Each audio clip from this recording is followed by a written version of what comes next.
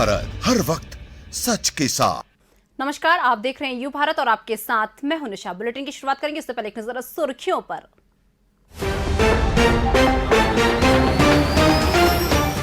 भोपाल में तेज रफ्तार कार दुर्गा विसर्जन जुलूस में घुसी, 4 लोग घायल, एक की हालत गंभीर। मुख्यमंत्री ने कांग्रेस को सर्कस बताया, कांग्रेस का स्थायी राष्ट्रीय अध्यक्ष नहीं होने पर किया कटाक्ष।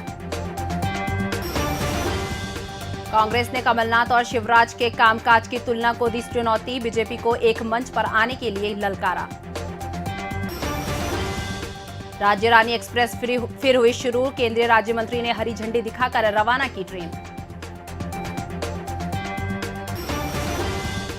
मध्य प्रदेश के एसटीएफ ने पकड़ा अंतर्राज्यीय गिरोह, मेडिकल कॉलेज में एडमिशन के नाम पर करता था ठगी।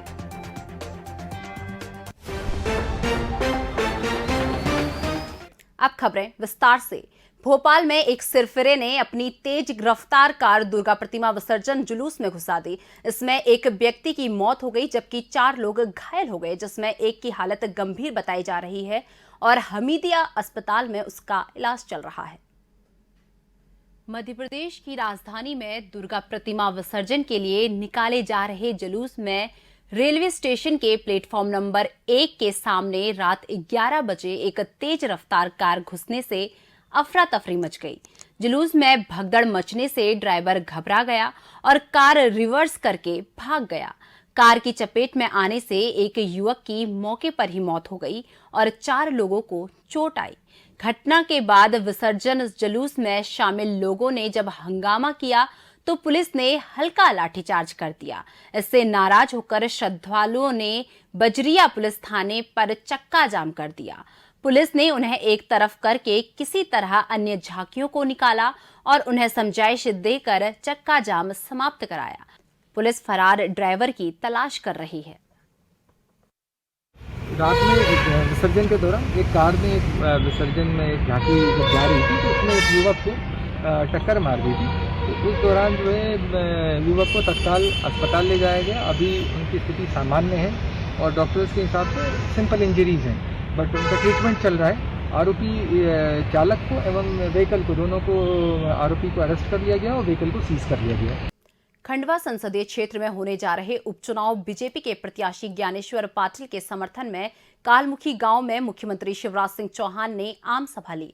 जनसभा में मुख्यमंत्री ने कांग्रेस को आड़े हाथों लिया और इस पर करारे तंज कसे। मुख्यमंत्री ने अपने 19 महीने के कार्यकाल में हुए विकास कार्यों के बारे में बताया। उन्होंने कहा कि 15 वर्ष के राज में पार्टी ने सैकड़ों जनहितैषी योजनाएं लागू की हैं।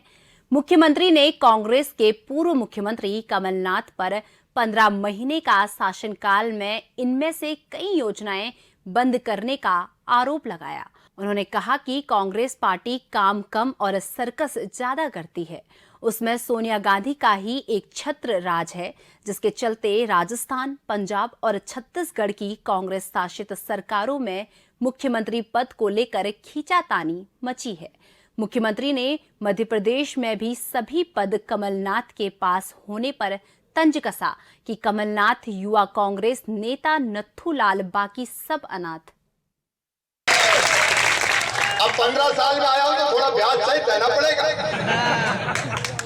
देंगे यार, थोड़ी कड़कियां धीरे धीरे दूर हो रही है। मेरे कालमुखी के बहनों और भाइयों, मैं आप सबको प्रणाम करता हूं और एक ही अपील करता हूं आप सब आसपास के बहनों और भाइयों से, इस चुनाव में आपका भरपूर स्नेह और प्यार जैसा नंदू भैया को दिया, ज्ञानेश्वर पाटिल भी नंदू भैया के निकट सहयोगी है। उनकी छत्र छाया में ही ज्ञानेश्वर पाटिल ने काम किया है। भारतीय जनता पार्टी के समर्पित कार्यकर्ता है।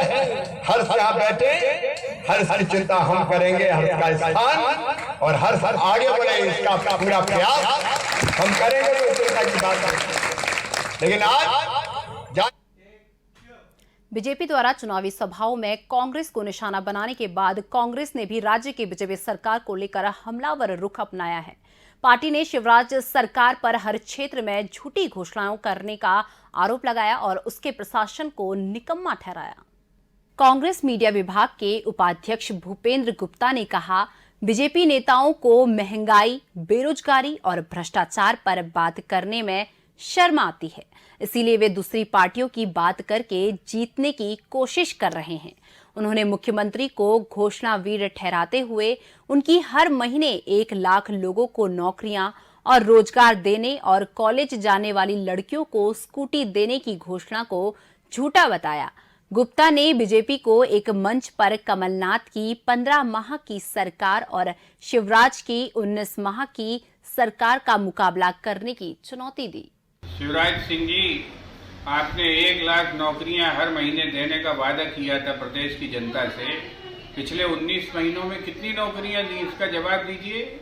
बच्चियों को स्कूटी देने वाले थे, उनकी स्कूटी में 115 रुपए लीटर का पेट्रोल कौन डलवाएगा, इसका जवाब कौन देगा।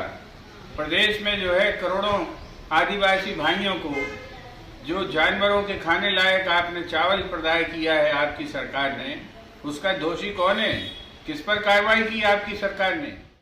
कोरोना महामारी की पहली लहर की शुरुआत में बंद हुई दमोह सागर भोपाल राज्य रानी एक्सप्रेस फिर शुरू हो गई। ट्रेन चलने से करीब 1.5 साल से सागर दमोह बीना के यात्रियों का मुसीबत भरा सफर आसान हो सकेगा।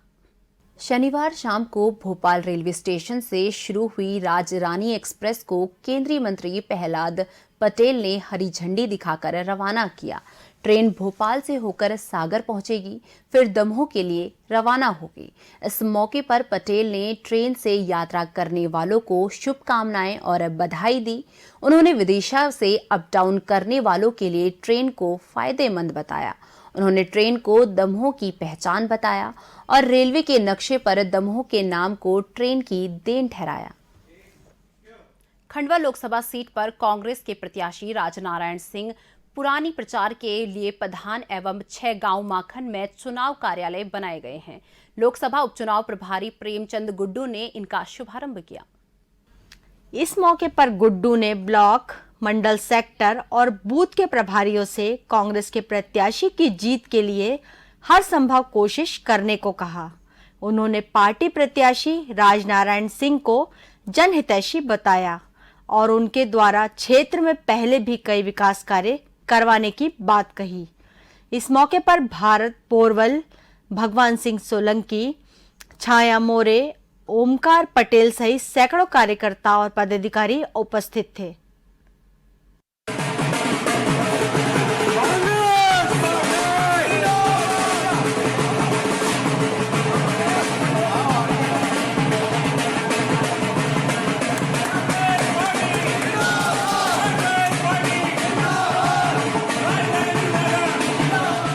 मैंने 6 गांव माखन और पंदाना विधानसभा चुनाव कार्यालय का उद्घाटन किया है। और जहां तक भारतीय जनता पार्टी की बात है, वो तो बड़े कॉन्फिडेंट हैं कि सरकार के बल पे हम लोग चुनाव जीत जाएंगे।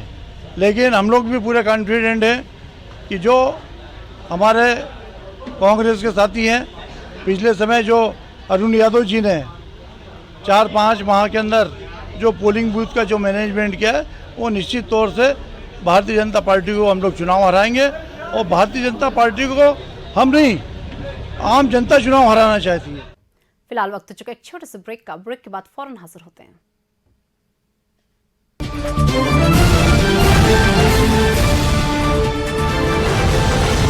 हम हैं यू भारत, हर वक्त सच के साथ। आवश्यकता है मध्य प्रदेश छत्तीसगढ़ राज्य के सभी जिला और विधानसभा मुख्यालयों पर संवाददाता प्रतिनिधि नियुक्त करना है। इच्छुक संपर्क करें। पत्रकारिता के क्षेत्र में कार्यरतों को प्राथमिकता दी जाएगी। संपर्क करें 8226001266 और 9425011755 और 8982046067। अधिक जानकारी के लिए आप हमारी वेबसाइट विजिट कर सकते हैं www.ubharattv.com और आप हमें ईमेल भी कर सकते हैं news@ubharattv.com। सनसनी नहीं, सिर्फ सरोकार, विश्वसनीयता के साथ सटीक खबरें, हर मुद्दे की पड़ताल, हर मुद्दे पर नजर, चप्पे चप्पे की खबर, सरकार से करेंगे सवाल, बनेंगे जनता की आवाज। हम हैं यू भारत, हर वक्त सच के साथ।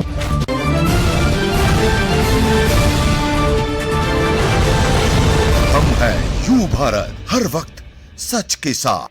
ब्रेक के बाद एक बार फिर से आपका स्वागत है। रुक करते हैं अन्य खबरों का। नौगांव में राज परिवार ने भी परंपरागत रूप से दशहरे का पर्व आम नागरिकों के साथ हर्षोल्लास के साथ मनाया। इस मौके पर राज परिवार के सदस्यों ने आराध्य देव की पूजा अर्चना की और जनता के साथ विजयादशमी की शुभकामनाओं का आदान प्रदान किया। नौगांव की राजकुमारी कमलेश कुशवाहा के नेतृत्व में सैकड़ों महिलाओं ने पूजा अर्चना की। सिगरौन गांव में देव की आराधना की।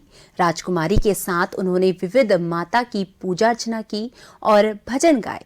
इसके बाद मऊ के सानिया दुबेला मोहल्ले में राज परिवार ने दशहरा मिलन समारोह का आयोजन किया, जिसमें राजकुमारी ने लोगों को दशहरे की शुभकामनाएं दी। इस मौके पर शहर के गणमान्य नागरिक और अधिकारी भी उपस्थित थे। खुरई में विजयादशमी का पर्व धूमधाम से संपन्न हुआ। इस मौके पर नगरपालिका द्वारा प्रतिवर्ष कराया जाने वाला ये रावण दहन का आयोजन पशु बाजार में हुआ, जिसमें बड़ी संख्या में नागरिकों ने भाग लिया। रावण दहन कार्यक्रम में मुख्य अतिथि मंत्री नगरीय प्रशासन मंत्री के प्रतिनिधि लखन सिंह रहे। उन्होंने श्री राम की पूजा अर्चना करने के बाद सांकेतिक तीर चलाकर 51 फीट ऊंचे रावण और 15-15 फीट ऊंचे कुंभकर्ण और मेघनाथ के पुतलों का दहन किया। कार्यक्रम में सिंह ने कहा कि असत्य पर सत्य की विजय का ये पर्व दशहरा तभी चरितार्थ होगा जब हम अपने अंदर की बुराइयों को जला देंगे और क्रोध पर विजय पालेंगे। उन्होंने कहा कि लाख बुराइयां भी एक सच्चाई के सामने टिक नहीं पाती। कार्यक्रम में भगवान राम, लक्ष्मण, सीता, हनुमान की आकर्षक झांकियों ने लोगों को खूब लुभाया। खुरई के परसौरिया नरियावली विधानसभा क्षेत्र में आने वाले ग्राम पंचायत डूंगासरा में ग्रामीणों ने अवैध शराब की बिक्री बंद कराने की मांग की है। इसको लेकर उन्होंने क्षेत्रीय विधायक और पुलिस को ज्ञापन सौंपा। गांव की खैर माता मंदिर में जुटे लोगों ने गांव के साथ आसपास के गांवों में बिक रही अवैध शराब को लेकर चिंता जताई। उन्होंने इसे रोकने की मांग की और इसको लेकर थाना प्रभारी दिव्य प्रकाश त्रिपाठी को ज्ञापन सौंपा। ग्रामीणों ने नरियावली विधायक प्रदीप लारिया को ज्ञापन सौंपकर इलाके में शराब के काले कारोबार की जानकारी देते हुए समुचित कार्रवाई करने का अनुरोध किया। गांव वालों ने कहा कि शराब की अवैध बिक्री से कभी भी दिन कोई गंभीर अपराध हो सकता है। स्थानीय विधायक और पुलिस ने ग्रामीणों को समुचित कार्रवाई करने का भरोसा दिलाया है। अवैध शराब बिक्री पर एवं शराब वाहन से यहाँ पर बिक्री करने पर उन पर प्रतिबंध लगाया जाए और हमें आशा है कि थाना प्रभारी ग्रामवासियों की एवं जनता की बात सुनते हुए उस पर सख्त से कदम उठाएंगे और जनता का हमेशा उनके लिए सहयोग रहा है और सहयोग रहेगा।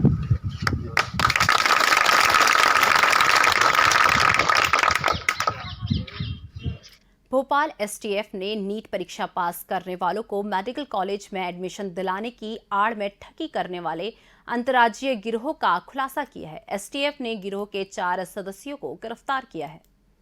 मेडिकल कॉलेज में एडमिशन के नाम पर गिरोह के सदस्य मेडिकल काउंसिल ऑफ इंडिया का अधिकारी बनकर ठगी करते थे। उन्होंने भोपाल के कई कॉलेजों में भी एडमिशन कराने का लालच देकर कई छात्रों को ठगा है।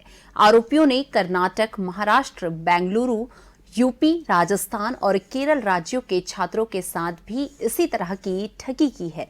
आरोपी कोलकाता में भी ऑफिस खोलने का नया सेटअप तैयार कर रहे थे। एसटीएफ की छानबीन में अब तक देश भर में करीब 34 लोगों से 3 करोड़ की ठगी करने का पता चल चुका है। एसटीएफ ने उम्मीद जताई है कि इस गिरोह से कई बड़े खुलासे हो सकते हैं। थाना एसटीएफ में शिकायत प्राप्त हुई थी फरियादी विवेक मिश्रा की तरफ से, जिसमें उनके बेटे के एडमिशन के लिए एमबीबीएस में एडमिशन के लिए उन्हें फ़ोन आया था काउंसलिंग हेतु, जिसमें उन्हें बताया गया था कि उनकी जो आरोपीगण हैं उनकी एमसीआई में अच्छे से पहचान है एवं फरियादी के बेटे का एडमिशन एमबीबीएस कॉलेज में एमसीआई कोटे से करवाया जाएगा। ऐसे करते हुए फरियादी के साथ में अनावेदकों द्वारा कुल मिलाकर 36 लाख की ठगी की गई थी, जिसमें भोपाल में निर्माणाधीन मेट्रो परियोजना में पुल के ऊपर गार्डर रखने के लिए यातायात के मार्ग में परिवर्तन किया गया है।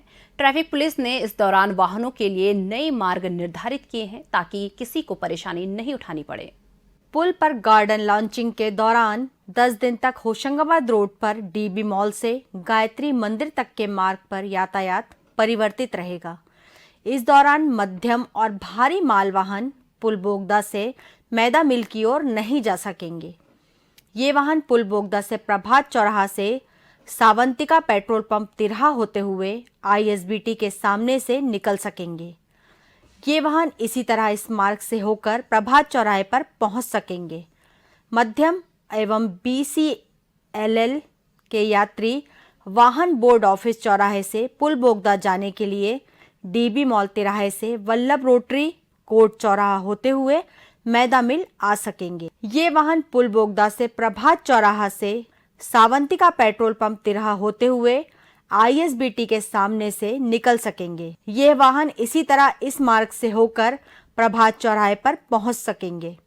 मध्यम एवं BCLL के यात्री वाहन बोर्ड ऑफिस चौराहे से पुल बोगदा जाने के लिए DB मॉल तिराहे से वल्लभ रोटरी क्लब कोर्ट चौराहा होते हुए मैदा मिल आ जा सकेंगे। इस दौरान जीप, कार और 2 पहिया वाहन बोर्ड ऑफिस चौराहा से प्रेस कॉम्प्लेक्स होकर मैदा मिल आ जा सकेंगे। ट्रैफिक पुलिस ने आम जनता से सहयोग करने की अपील की है। वाहन चालक असुविधा होने पर यातायात पुलिस के हेल्पलाइन नंबर 0755 2677 340 244 3850 पर संपर्क कर सकते हैं। फिलहाल इस बुलेटिन में बस इतना ही। मुझे दीजिए इजाजत। नमस्कार।